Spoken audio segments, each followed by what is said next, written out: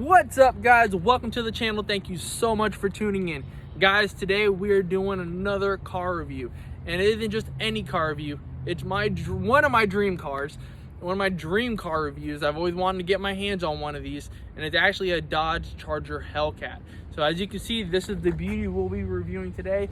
This is the 2020 model, and if you are looking for a Charger going forward, Charger Hellcat, this is the only body style it will come in.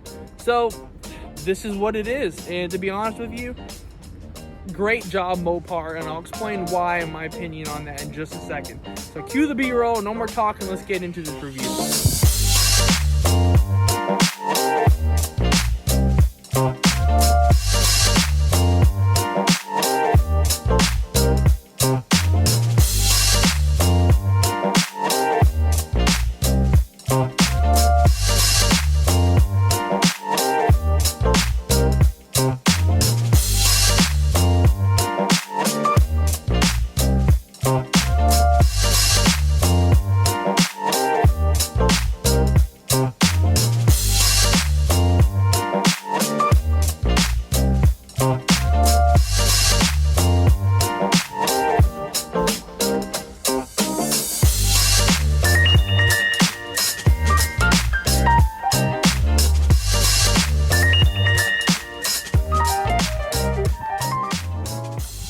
So let's start off with the actual obvious differences with the Dodge Charger. Normally, actually, we already have one right over here. Basically, your classic Charger is what it's been for the past couple of years. Now let's come back over here. This is the new body style. This is the obvious change. You have the wide fender flares, which are absolutely gorgeous. Now, I was talking with my buddy John, and John's information will be in the description below. So anything Mopar, I tell you, John's the guy to go to. But he pointed out something that's pretty interesting. Versus the Dodge Challenger, the fender flares actually look like they're just stuck on top. Versus the Charger actually looks like it's molded with the car, which is a very nice feature. Very tastefully done. And I think that's a beautiful look. And also, this hood is so aggressive looking. It just pops. Grills right up to, not grills, but vents coming up from the top here. Heat inductors, and then you also have your functioning hood scoop there, forcing all that air into the engine bay itself, giving all that power. Now as we go down here, versus the old Chargers or anything below has the snorkels up front, this does not. It does have that clean look. And then of course you have that classic SRT logo where that Hellcat is. You're probably wondering, in the past it's kind of a fashion, even though it's kind of also frowned upon. As you can see over there, the bumper guards are yellow. Well, with the Hellcat, it's pink, and you're probably wondering why. Well, believe it or not, Dodge does not want you to have the bumper guards off. They want you to take it off. So they made it pink and ugly so you can take it off. It is not meant to be a fashion. It's meant just to protect your car when it's in shipping. So if you buy this car, take it off. I want to point out something here. Like I said, the mouth here, this is all functioning vents here. So basically all that air going into the car is going into the engine itself, throwing in that oxygen, giving that motor air, and just, you know, helping you capitalize on the 707 horsepower. Now there is no fog lights here. They went ahead and deleted that. And I'll point this out. Here we got a scat pack. I can see the fog lights are here. Now you're wondering is why they get rid of the fog lights. Well, believe it or not, those vents right there forcing air into the car itself and kind of cooling down these big 18-inch brakes. Yeah, 18 inches, guys. If you look over here, let me zoom in. That Jeep right there is 18-inch wheels. Yeah, just to kind of put you in perspective how large those brakes are and how much air it needs to kind of cool down those brakes. So kudos to them for thinking about that. Just get rid of those lights and go ahead and give it more air. I mean, great job, Mopar. All right, so let's come around here and let's check out the wheels of the car. Now these are 305 tires. These, in my opinion, these are probably the most beautiful wheels that they've come out with as far as Mopar goes. very fat. Now, a main issue that, well, something that comes with these cars, if it's a wide body, it's going to come with those 305 tires. It's been a known issue with Mopar, especially when it comes in with 707 horsepower. And even the Scat Packs, the wheels are just not wide enough, not fat enough to grip to the road and kind of complementing this power. So with this wide body, it does give you some type of traction. In my opinion, I don't think 305s are enough for the 707 horsepower, but they look absolutely gorgeous with this wide body kit. Now with this wide body, believe it or not, having the wide body does kind of create drag. Therefore, your 0 to 60 time is not going to be as great without the wide body fender flares. But as far as when it comes to hitting the corners and things like that, you do have a little bit better grip, and that does improve track time. So if you are going to be taking your Hellcat to the track, you will see some improvement there. As far as your 0 to 60, you won't even notice it, in my opinion, because you're talking like tenths of a second. It's ridiculous. Where I kind of have a little bit of pet peeves, and here's my opinions on that. I personally like the flat black that comes on some of the Scat Packs. I don't like that it's all one color, this gloss. It kind of looks basic. Yes, the spoiler does come out a little bit longer compared to the Scat Packs that come up a little bit more. This one does come out more, giving it that drag look, but that gloss kind of blends in, giving it that SXT feel. Nothing against the SXTs, but when you're talking $82,000, I want a little bit more edginess. I've seen them on the Scat Packs, and that flat black is very nice. I mean, look at the roundness. It's just kind of plain and round, versus the actual Scat Pack has this jagged look, looking it's gonna rip your face off. It looks like it was just like, I don't know, it's just a very edgy look. But yeah, that's pretty much it. Now, as we go through, this is something that we can go through the pros and cons as far as Dodge goes. But if you can see here, the actual door paneling here is kind of archaic, in my opinion. It does go back to the 2008 model. But from what I was learning, though, when I pointed that out to the salesman, he mentioned that look, that door panel look, is giving homage to the actual old 1970s body style. So, that's pretty cool.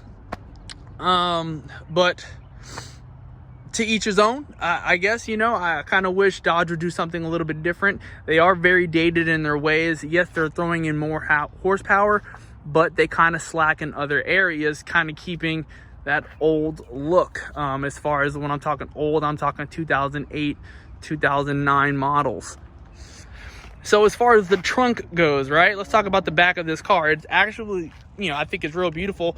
But here's my problem. It looks very similar to the Scat Pack. There is more edgy lines here on the end here. As you can see here, we have some actual functioning air scoops here. That's actually really nice, forcing that when that air is coming out, it's just pretty much going out, which is very nice. Now, talking about the trunk itself, how do we open it? Well, it's just a simple button here. Now, in my opinion, it's kind of boring looking, because you just press that button and that's it. It's just a normal trunk. I kind of wish Dodge did something different. I mean, let's be real here. This is the $82,000 car. We shouldn't be just doing old school buttons.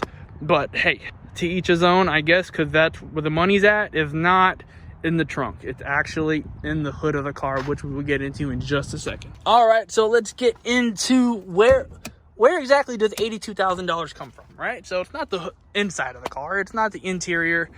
Yeah, maybe it's a little bit of the exterior, but where's all this money going into? I mean, what's the difference between a Scat Pack and this? Well, let's get into here. And that is, how hard it is to try to open this thing up. There we go. It's the actual engine itself. Now, this is a 6.2 liter V8. Not just any 6.2 liter V8. We're talking a 6.2 supercharged V8. 707 horsepower. Yes, that's right, 707 horsepower. I really need to get my hands on one of these things. These things are absolutely gorgeous. I can just sit here and open up the engine bay and just stare at it the whole time and just appreciate what it is. As we talked about here, we have some vents that are pretty much letting the heat out. And then if you can see up here, this is where the air actually comes in whenever you're forcing that air in through the hood itself. But you can see up here. So once that air is going in, forcing air into the engine, more air means more power. This is where all that power is. You're probably thinking, wow, big whoop. Let's go ahead and turn it on. I'm gonna go ahead and close this up. Lock it.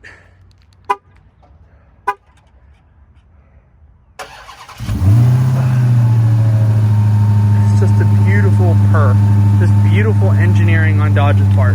This is where your money's at, guys. It is not the body style. Yeah, there's a little bit of money in the body style, but it's not the interior. It's not the buttons. It's not, you know, the archaic features of Dodge that they kind of forgot about, like the door paneling and this archaic door handle. I mean, to be honest with you, it's the same door handle that my Magnum had back in 2006. But I mean, it's kind of basic, and that's the problem with Dodge as far as your interior goes. But where your money's at is that engine. It's that engine over there. It's that 707 beast of an engine, 707 horsepower that I can't get my head wrapped around. But anyways, let's go back into the interior and check it out. And I'm going to turn on the car. It's getting kind of hot. So as you can see here, we have that nice big red button that comes in here. Yep, that beautiful roar. As you can see here, we have our dials that are nice and red. And then you got that 200 on the dash. If you had a red eye, it would be 220. I'm gonna close this door. Woo.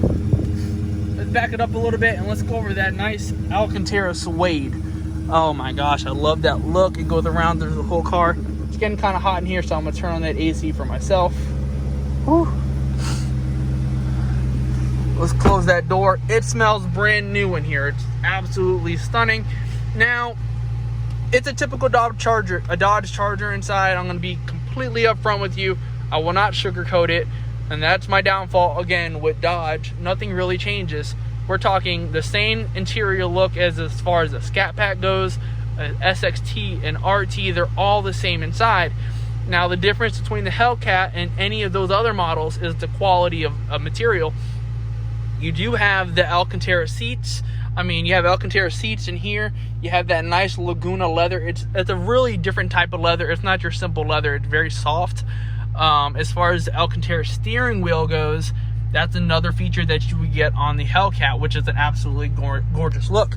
Another thing is you have Alcantara door inserts here, versus some of them, the Scat Packs have leather, and this one right here in particular has a Alcantara feel. It is very nice. There is no Alcantara roof, which is kind of weird. I did notice that on the Scat Pack. I believe they did have Alcantara.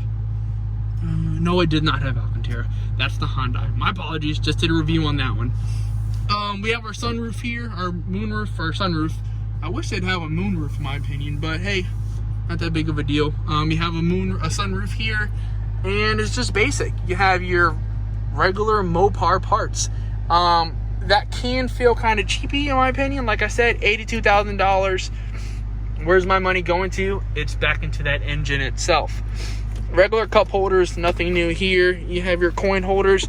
You have your USB ports. You have your little chargers in there. You have your coin holders. All very nice features. And that's pretty much it. As far as seats go, you have that nice Laguna leather. You have that nice indentation, basically, of this nice embroidering of this SRT Hellcat logo, which I absolutely love. If I had a Hellcat, that's what I'm getting. I don't care anything about it. As far as the drivers goes, as far as this driver's seat goes, it's very comfortable. That's something that I would give Mopar across the board. They're very comfortable. You can take this car, go long drives, and not have any problems at all. I have plenty of arm room. As far as comfort goes, the seats do hug me, which is very nice, but at the same time, when I touch that leather, it is so soft. You have that carbon fiber look here going around here, carbon fiber dash. You have that French stitching is what it's called. Very nice. You also have that SRT logo right up front, pointing that you are in a Hellcat. But other than that, to be honest with you, you wouldn't know. If you were to tell me other than that red dial and other than that SRT logo that I was in a Hellcat, or maybe this SRT badge, I couldn't tell you that I was in a Hellcat, to be honest with you. I mean, obviously once I press that gas, it's gonna go. But as far as interior goes, there isn't that much difference. That's my pro and con. That's my con to this car itself. But it is all in that engine there. And I'm starting to get a crowd. Let's go over to the infotainment center. It's your basic infotainment center. So you have our GPS here. You can go through, type your addresses. It's very responsive. I got to give it to that. If I want to go through and have my work address at home, see different things, let's see, maybe I would have to put in my city, and it's very responsive compared to the 2016 model. The problem with this one is, the problem with the 16 model, it gets dated and it gets laggy, versus this one's very responsive. I'm kind of curious to know how it would be down the road, if it's going to be a little bit laggy. But either way, you have your apps here, you have your SRT mode here, and this is where all the power is. Now I have the black key, as you can see here, and that's 500 horsepower. Very pedestrian-like, and I'm ashamed that I'm in a 500 horsepower car. That's a joke. You can have the red key and you get the full 707 horsepower. Now also you can mess with the transmission if you tap here, and you can change all these features. As you can see, you have the 707 horsepower. If I want to mess with the transmission, if I want to mess with the paddle shifters, traction control, suspension, if I want to go soft, I want to go track, make it that steering a little bit more stiffer, I can mess with all of those type of things.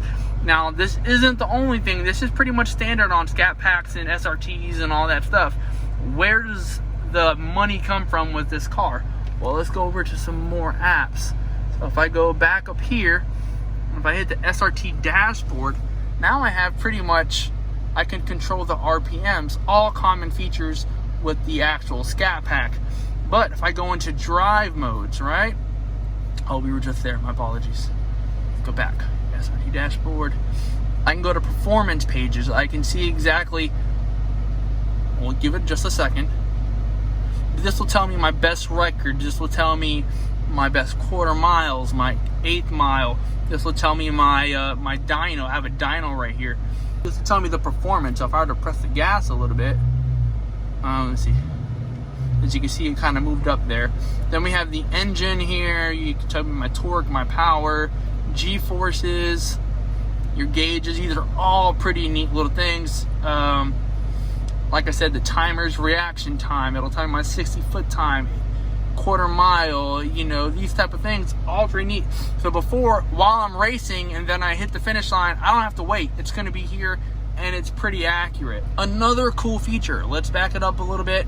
And let's say, for example, I want to go to race options. I can do the launch control, I can do shift light, and I can do race cooldown. What is race cooldown? Well, basically what that is it takes the AC from the car itself and actually cools down the supercharger very nicely. Normally with drag racing, you're going to have to do is put ice on your engine. That's what a lot of people do. This right here actually uses the AC within the car and actually cools down the engine itself. It also has active line lock. So what that does is that locks the front of the car and then allows you to kick that back end out and do burnouts to kind of warm up your tires and give it that sticky feel, so you can actually utilize the 305 tires in the back.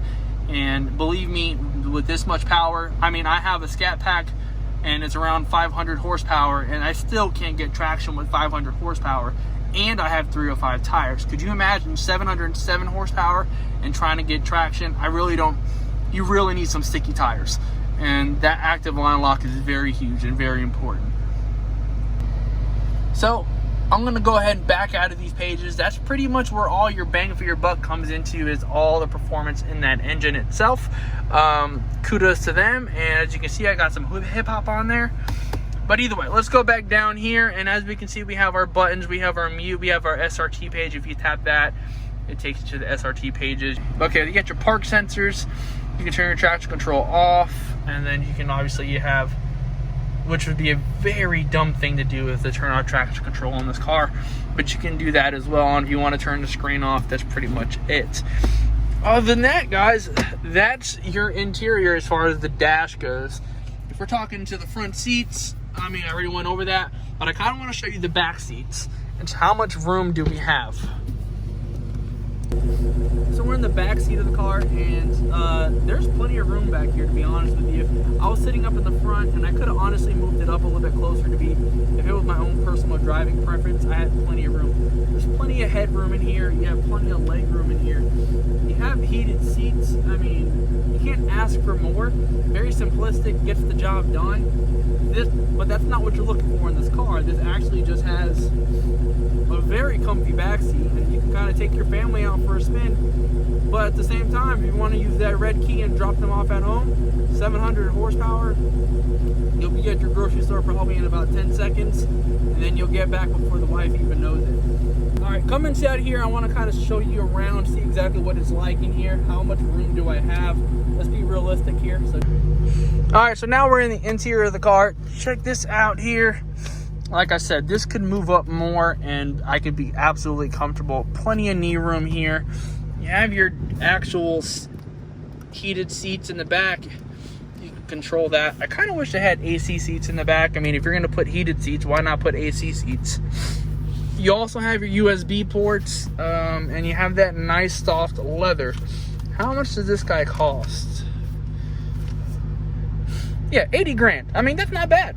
I mean, I'm pretty sure once you go in the back, they start giving you discounts with all these horsepower sales that they got going on. But other than that, I mean, very soft leather inside. That nice Alcantara inserts going through there. Like I said, I wish this was AC seats because I'm a fat boy and I love to be cool. Now, here's a weird thing. Believe it or not, there is no center piece here. This is actually just normal back seat, so you can't pull this down for an armrest, which is kind of weird. I don't think it would be weight reduction. I mean, you're talking what, a couple ounces as far as plastic goes. I don't know why they wouldn't put that in there, but whatever. When I'm driving this car, I don't care about the people in the back seat. I care about the driver's seat. Let's wrap up this video and exactly how I feel about this car. Is it everything that I kind of hoped it would be? This is my dream car after all. This is the Hellcat. This is what I've wanted from the get-go. This is the same thing I talk about every day. Every time me and my wife talk about future cars and things like that, Hellcat is at the top of my list. Now, is it everything that I wanted it? Actually, yes, it is. I am very aware of the fact that I'm not getting as luxury as I would want probably from a Jaguar or a BMW, all that luxury bells and whistles that I'm going for. What I'm in love with is that 707 horsepower engine. That feeling of my neck hitting the back of my seat, of the back of my headrest. You know, pretty much that look of the person next to me when they look like they're gripping for God. That's what I want when it comes to this Hellcat. This is pretty much everything that I could ask for, in my opinion. I do love the Mopar look. I'm a big fan of Mopar, and if you're a Mopar lover, that's what you love. You love the look that's been the same since 2015, 2012. It's all there, but with this Hellcat, it's just a little bit more luxury. That Alcantara going throughout the inside of the car, going around the steering wheel, that Laguna soft leather. In my opinion, I would absolutely love red interior, which you can get. That blood guts inside is just absolutely stunning. I love the new wheels on this car. I love the 305 tires on the front, 305 tires in the back. You need all that power to just hug the road. In my opinion, I don't even think 305s is enough for these 707 horsepower, this 707 horsepower beast. I have, like I said, a 500 horsepower Scat Pack, and I still can't hug the road with 305s. Brand new tires. With these right here, I have good luck, to be honest with you. The pros and cons of it, like I said, the cons, I kind of wish they would kind of fix the spoiler a little bit. I wish it was kind of that two-tone look, that matte black that they have on the Scat Packs. I do like that better than the actual gloss. I do love that edgy look that the spoiler does have. But again, that's nothing. That's not that big of a deal. You can buy these options. I'm pretty sure of it. You know, if you were to just go ahead and pick all your options, I'm pretty sure you can get that as well. I do love the fact that you can get those nice brass monkey wheels. These wheels are nice and indented, like I pointed out before, and it just complements the deepness of these wheels that they come with. They're so fat, it's ridiculous. I just can't get my head around how fat this thing is. I love the fact that Dodge went ahead and addressed the bumpers, the ugly bumpers in the front, that yellow look that everybody tends to keep on their cars, but they went ahead and addressed it by making them pink, making you take them off. All in all, that's what you're looking for in this car. Dodge is actually listening to the consumer, hearing the fans. You know, that's what I love about Mopar. Mopar isn't for the richy people. It's actually for, I believe, in my opinion, that working man that loves horsepower and just loves to push it. And I mean, you're talking about guys that are older than myself. I mean, you're talking in their 50s and their 60s. They go back, and that's why every time I go to these car shows and I see these old Dodges, these guys just love their Mopars. And that's what I can't wait to own. And that's this beauty right here. So all in all, Dodge, you did an amazing job. 10 out of 10 in my opinion. Maybe a 9.5 out of 10, because like I said, I pointed out some little nitpicky things, but that's pretty much it. That's my opinion on this car. Great job, Dodge. Maybe the next time I can drive this thing, hopefully, it's just it's a brand new car and they want to keep the miles down until it's sold.